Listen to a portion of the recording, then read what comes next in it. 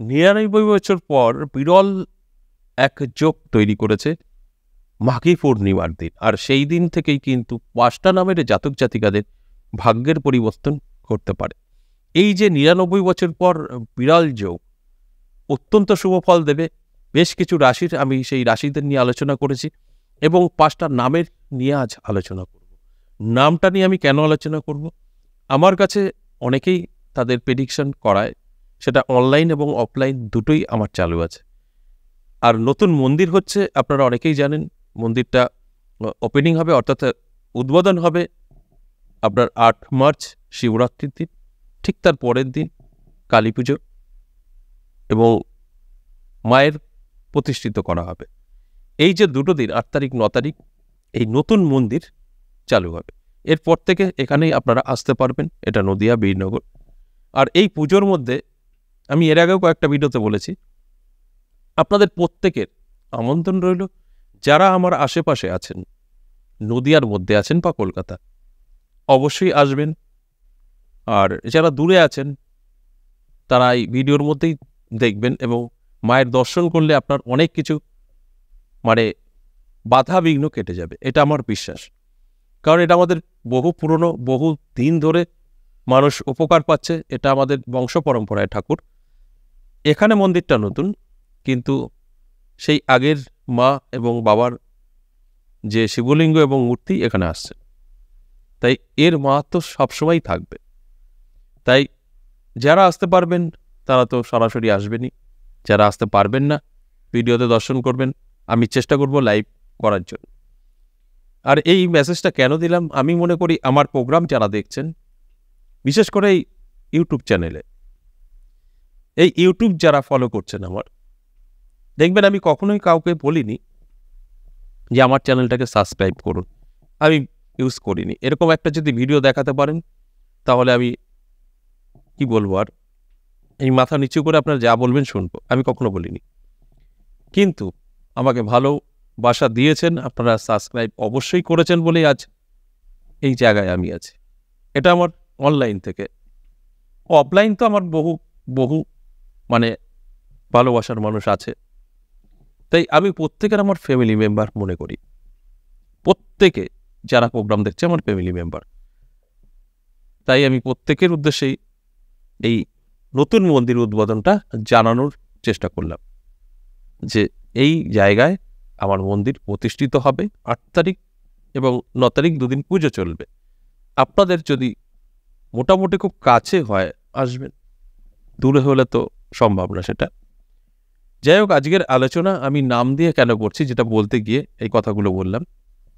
তাই আমি দেখেছি যে একটু যারা সিনিয়র তাদের কিন্তু জন্মবিবরণ সঠিক নেই এবং তারা সঠিক রাশি জানতে পারছে না। তাহলে এই যে গ্রহ নক্ষত্র আমাদের মানব জীবনে নানা রকম কুপ্রভাব সুপ্রভাব দেয়, এটা কি যাদের রাশি নেই, রাশি তো অবশ্যই আছে, জানে না, তাদের জীবনে কি কোনো প্রভাব বিস্তার করে না? অবশ্যই করে। আপনি হয়তো জানতে পারছেন না যে আপনার রাশি কি, কিন্তু গ্রহ নক্ষত্র যা করার তা তো করবেই। আপনারও ভালো সময় আসবে, খারাপ সময় আসবে। ঠিক তাদের কথা মাথায় রেখেই নাম দিয়ে আমি প্রোগ্রামগুলো করি, যে এই নামের জাতক জাতিকাদের এই কারণে ভালো সময় আছে বা থাকতে পারে, যেরকম রাশিভিত্তিক আলোচনা করি।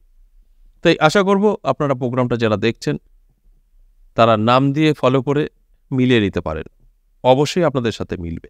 তাহলে আজকের আলোচনা এই মাঘী পূর্ণিমায় এই 5টা রাশির জাতক জাতিকাদের ভাগ্য বদলাতে পারে, কিভাবে ফাটকায় ভাগ্য উন্নতি হতে পারে।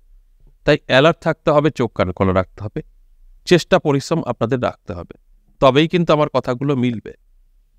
তাহলে আসুন প্রথমে যে নামের কথা বলবো সেই নামটা এম। আপনার যদি এম দিয়ে নাম শুরু হয়, দারুণ সময় আপনার কিন্তু থাকবে। এম দিয়ে নাম শুরু যাদের, তাদের জীবনের একটা পরিবর্তন কিন্তু ঘটবে হঠাৎ করেই, অর্থাৎ ফাটকায় ভাগ্য উন্নতি হতে পারে। এই যে ফাটকা কথাটা বললাম, ফাটকা কোন কোন দিক থেকে হতে পারে? দেখুন, এই ফাটকা হতে পারে আপনার সাট্টা, জুয়া, লটারি, বর্তমান এগুলোই কিন্তু আছে। এছাড়া রাস্তায় আপনি পড়ে পেতে পারেন, আপনার পৈতৃক সম্পত্তির কোনো অংশীদার হিসাবে কিছু পেতে পারেন, আপনার শ্বশুরবাড়ির দিক থেকেও হতে পারে। তাই কোন দিক থেকে কিভাবে হবে সেটা বলা মুশকিল।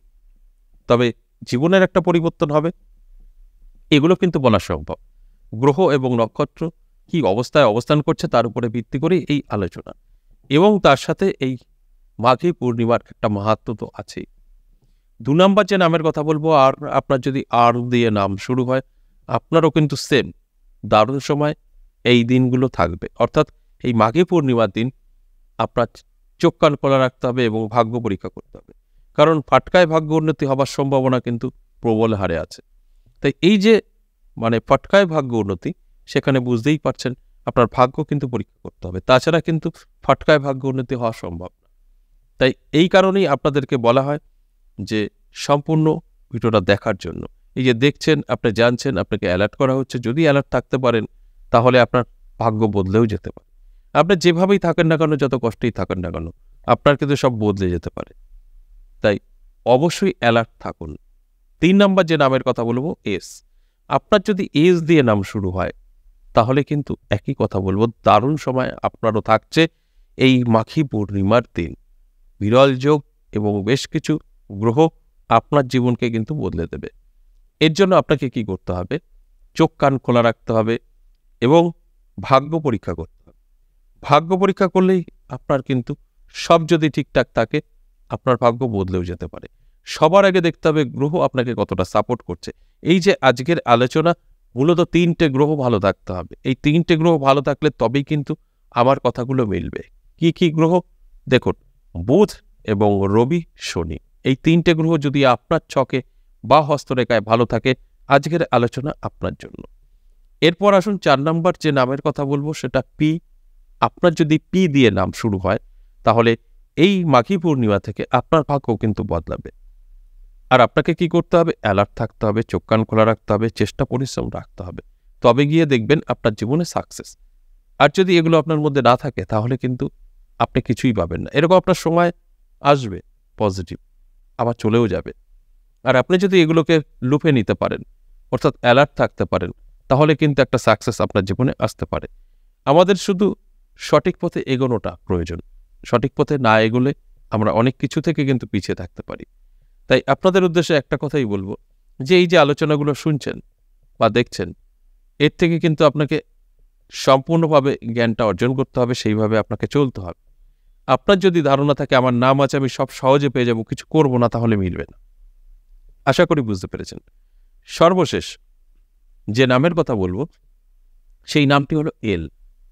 দেখুন, আপনার যদি এল দিয়ে নাম শুরু হয় তাহলে আপনার ক্ষেত্রেও কিন্তু দারুণ কথা বলবো, দারুণ দারুণ দারুণ আপনার ভাগ্য বদলে যেতে পারে। হঠাৎ করেই আপনার ফাটকায় ভাগ্য উন্নতি যোগ কিন্তু তৈরি হয়েছে।